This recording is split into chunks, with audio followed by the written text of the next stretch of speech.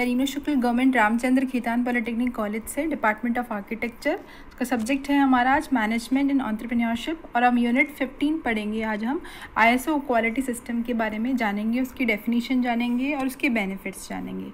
तो चलिए सबसे पहले आगे चलते हैं। What is ISO? तो basically ISO full form is international organization for standardization. It is an independent non government organization made up of members from the national standard bodies of over 160 countries that set international standards related to products and services। तो basically एक ये non government organisation है और इसके members 160 countries से है और कुछ इन्होंने इंटरनेशनल लेवल के स्टैंडर्ड सेट कर रखे हैं कुछ प्रोडक्ट्स के लिए और सर्विसेज के लिए। ISO has published over 13,000 standards. तो ISO के अंदर कम से कम हमारे 13,000 स्टैंडर्ड्स अवेलेबल है। किसी भी प्रोडक्ट की सर्विस और क्वालिटी के जो स्टैंडर्ड्स बनाए गए हैं वो इसी के अंदर ISO ने बनाए हैं।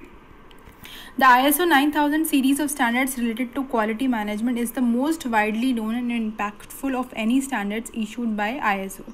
तो जो इसके स्टैंडर्ड्स बनाए गए हैं वो हमारे ISO 9000 के अंदर कुछ स्टैंडर्ड्स बनाए गए हैं हमारे प्रोडक्ट्स और सर्विसेज के लिए। अब बेसिकली इन स्टैंडर्ड्स के अंदर है क्या, इनके अंदर हमारे डिस्क्रिप्शन है क्वालिटी मैनेजमेंट सिस्टम का। तो मतलब प्रोडक्ट्स और सर्विसेज की किसी एक पर्टिकुलर क्वालिटी को मीट आउट करे, उसके कुछ स्टैंडर्ड्स बनाए गए हैं। इसका ऑब्जेक्टिव क्या है, हमारे ऑर्गेनाइजेशन को एक गाइडेंस मिले, टूल्स मिले, ताकि हमारे प्रोडक्ट्स और सर्विसेज इस तरह के बने कि वो कस्टमर की रिक्वायरमेंट को भी सेटिस्फाई करे और अल्टीमेटली जो हमारी ऑर्गेनाइजेशन है उसका भी हमारे एनहांसमेंट हो, उसकी भी ग्रोथ हो। आगे चलते हैं। What is the ISO 9000 standard series? अब ये कुछ सीरीज़ है। ISO 9000 is defined as a set of international standards on quality management and quality assurance developed to help companies effectively document the quality system elements need to maintain an efficient quality system. तो इसके अंदर जो standards बनाए गए हैं quality को maintain करने के लिए बनाए गए हैं कि हमारा कोई भी प्रोडक्ट और सर्विसेज एक पर्टिकुलर क्वालिटी को मेंटेन करे। तो उस तरह के स्टैंडर्ड्स बनाए गए हैं। क्यों बनाए गए हैं? ताकि हमारे कस्टमर्स की रिक्वायरमेंट सेटिस्फाई हो, उनकी जो भी कंपनी की जो भी रेगुलेटरी रिक्वायरमेंट्स है, लीगल रिक्वायरमेंट्स है, स्टैट्यूटरी रिक्वायरमेंट्स है, वो भी हमारी मीट हो और हमारी कंपनी कंटिन्यूअस इम्प्रूवमेंट करती रहे। प्रोडक्ट्स के अंदर हमारे कंटिन्यूअस इम्प्रूवमेंट चलता रहे। ISO सीरीज़ ऑफ स्टैंडर्ड्स में हमारे कुछ स्टैंडर्ड्स मेंशन्ड है। ISO 9000 family contains these standards. पहला है हमारा 9001 to 2015। इसके अंदर हमारे रिक्वायरमेंट्स बताई गई है क्वालिटी मैनेजमेंट सिस्टम की क्या रिक्वायरमेंट्स हैं। दूसरे अंदर 9000 2015 में बताया गया है कि हमारे क्या फंडामेंटल्स हैं, क्या डेफिनेशन है हमारे क्वालिटी मैनेजमेंट सिस्टम की। 9004 में बताया गए हैं हमारे क्वालिटी ऑफ ऑर्गेनाइजेशन की क्वालिटी क्या होगी और guidance to achieve the sustain success. अब कंटिन्यूअस इम्प्रूवमेंट के लिए और एक पर्टिकुलर सक्सेस को अचीव करने के लिए क्या हमारी गाइडलाइंस है वो इस वाले ISO 9004 2018 में मेंशन्ड है, स्टैंडर्ड में मेंशन्ड है।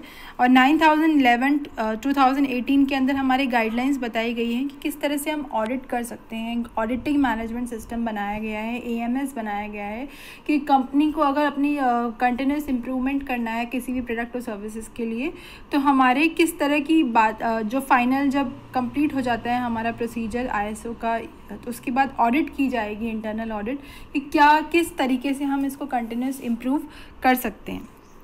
अब है क्या एक्चुअली हमारा ISO 9001 स्टैंडर्ड? इट इज़ अब जो हमने अभी तक तो हमने पढ़ा कि ISO 9000 स्टैंडर्ड क्या है, उसमें रिक्वायरमेंट्स बताई गई है क्वालिटी मैनेजमेंट सिस्टम की। 9001 स्टैंडर्ड क्या है? It is a document that describe all the requirements needed in order to create and maintain a quality management system. तो इसके अंदर एक डॉक्यूमेंटेशन किया गया है जो भी हमारी रिक्वायरमेंट्स की ज़रूरत है किसके अंदर, क्वालिटी मैनेजमेंट सिस्टम के अंदर। ISO 9000 स्टैंडर्ड में जो भी हमारी रिक्वायरमेंट्स थी उनको डॉक्यूमेंट किया गया है 9001 के अंदर। तो दोनों में सिर्फ इतना ही डिफरेंस है, बाकी दोनों सेम है। डिफरेंस सिर्फ इतना है कि उसमें तो 9000 में तो रिक्वायरमेंट्स हमारी मेंशन की गई थी और इसमें उसको प्रॉपर्ली डॉक्यूमेंट किया गया है कि किस तरह से आप उन रिक्वायरमेंट्स को फुलफ़िल करेंगे ताकि आपकी कंपनी एक पर्टिकुलर लेवल तक अचीव कर सके। Both the ISO 9000 and 9001 standards are based on a number of quality management principles including a strong customer focus motivation। तो दोनों स्टैंडर्ड्स में जो हमारा मेन फोकस क्या है, कस्टमर सेटिस्फैक्शन का, मोटिवेशन का, और इस तरह से, और implication of top management, the process approach and continual improvement. तो दोनों ही स्टैंडर्ड्स में बताया गया है कि कंटिन्यूअस इम्प्रूवमेंट किस तरह से होगा हमारी ऑर्गेनाइजेशन का। अब हमारे कुछ 7 क्वालिटी मैनेजमेंट प्रिंसिपल गिवन है। पहला है हमारा कस्टमर फोकस, कि कस्टमर की रिक्वायरमेंट्स फुलफिल होनी चाहिए।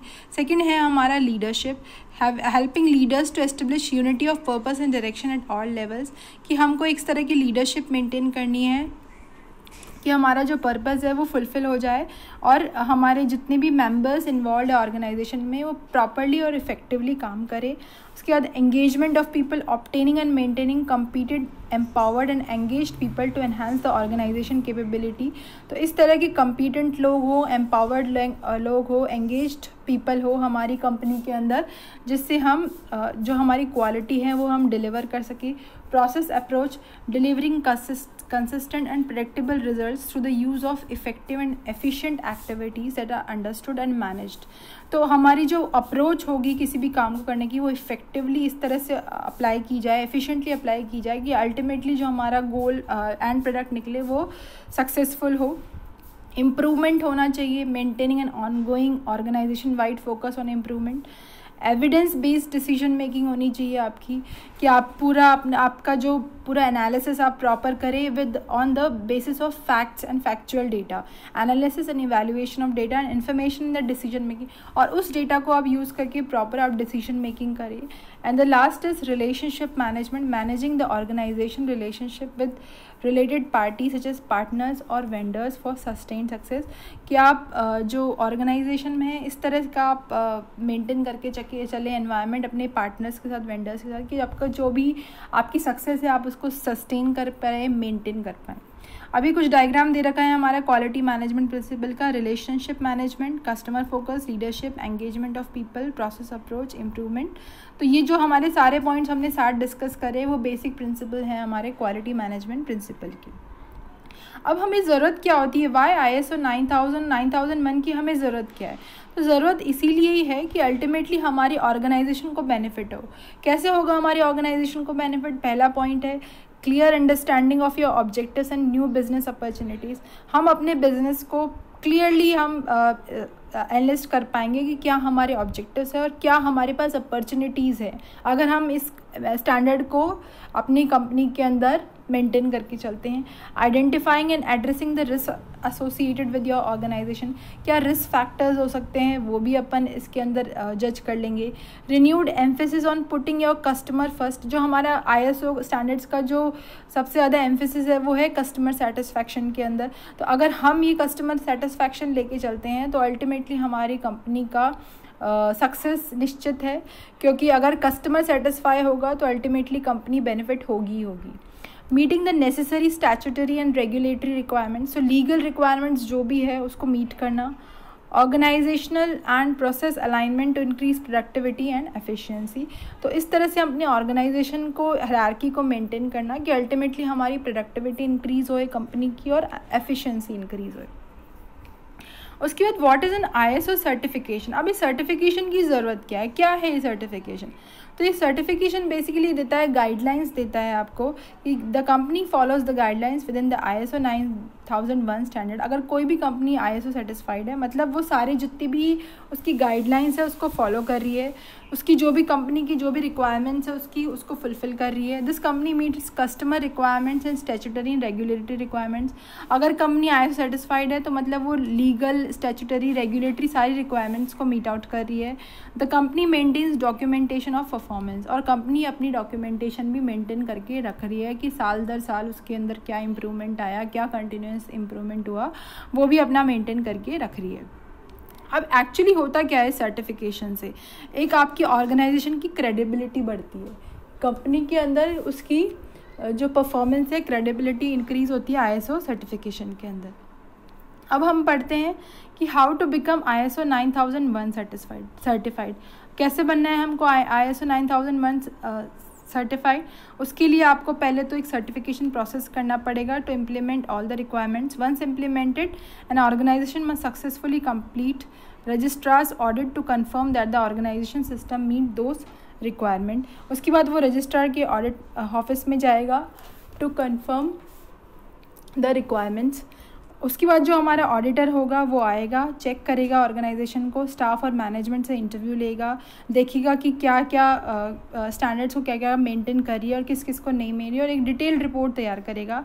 फिर उसके बाद ऑर्गेनाइजेशन को अगर कुछ ड्रॉबैक्स रह जाते हैं, कुछ कमियां रह जाती है, तो उसको ऑर्गेनाइजेशन को कहा जाएगा कि आप एक पर्टिकुलर टाइम फ्रेम में इनको कंप्लीट कर लो। अगर वो कंप्लीट कर देती है तो आपको ISO सर्टिफिकेशन मिल जाएगा। और एक अगर अपन बात करें ISO सर्टिफाइड कंपनी है तो उस कंपनी की अपने आप में एक वैल्यू बढ़ जाती है, क्रेडिबिलिटी बढ़ जाती है। क्रेडिबिलिटी का मतलब है कि हम उसके ऊपर अब रिलाई कर सकते हैं कंपनी के ऊपर, क्योंकि वो पूरी स्टैट्यूटरी रिक्वायरमेंट्स को फुलफ़िल कर रही है, लीगल जो भी रिक्वायरमेंट्स है उसको पूरी कर रही है। और जो हमारा सर्टिफिकेशन का प्रोसेस है वो भी हमारा कंटिन्यूस चलता रहता है। ऐसा नहीं है कि परमानेंटली एक बार सर्टिफाइड हो गई हमारी कंपनी तो उसको बार बार रिन्यू करवाने की ज़रूरत नहीं। ये रेगुलर सर्वेलेंस और रीसर्टिफिकेशन ऑडिट्स हमारी चलती रहती है, दोबारा से रीसर्टिफिकेशन देने के लिए भी हमारी ऑडिट चलती रहती है। सो फाइनली अपन ने पढ़ा कि क्यों ज़रूरत है ISO 9000 स्टैंडर्ड की। तो इसीलिए ज़रूरत है कि हमारे क्वालिटी को मेंटेन करने के लिए, अगर कोई भी कंपनी ISO सर्टिफाइड है मतलब वो क्वालिटी को मेंटेन करने के लिए बाध्य है। ये है सिंपल बात। सरकार की जो भी लीगल रिक्वायरमेंट्स है उनको फुलफ़िल कर रही है। तो it is based on the international standard that describes a quality management system that organization can use to be more efficient and improve customer satisfaction. ठीक है, कस्टमर को सेटिस्फाई करना सबसे हमारा अल्टीमेट गोल ना होना चाहिए, तो कंपनी की सक्सेस हमारी तय है। अगर आपका जो कस्टमर है, कंज्यूमर है, आपकी प्रोडक्ट से या सर्विस से सेटिस्फाइड है तो वो अल्टीमेटली दोबारा से आएगा आपके पास और कंपनी का सक्सेस ज़रूर होके रहेगा। ISO 9001 में क्या स्टैंडर्ड्स हैं उसमें that is which one B that specify the requirement and entity need to meet in order to achieve a quality management system within their organization. ये डॉक्यूमेंट किया गया है कि कैसे आपको उस क्वालिटी मैनेजमेंट को रीच करना है, वो हमको बताया गया है 9001 में। 9000 में बताया गया है कि ये स्टैंडर्ड्स है आपको फुलफ़िल करना है, और 9001 में बताया गया है कि किस तरह से आपको उनको मीट आउट करना है। तो आज हमने पढ़ा ISO क्वालिटी सिस्टम के बारे में। बहुत ही इंपॉर्टेंट, अगर अपन नॉर्मल जनरल में बात करें तो बहुत ही इंपॉर्टेंट टॉपिक है। Thank you for listening.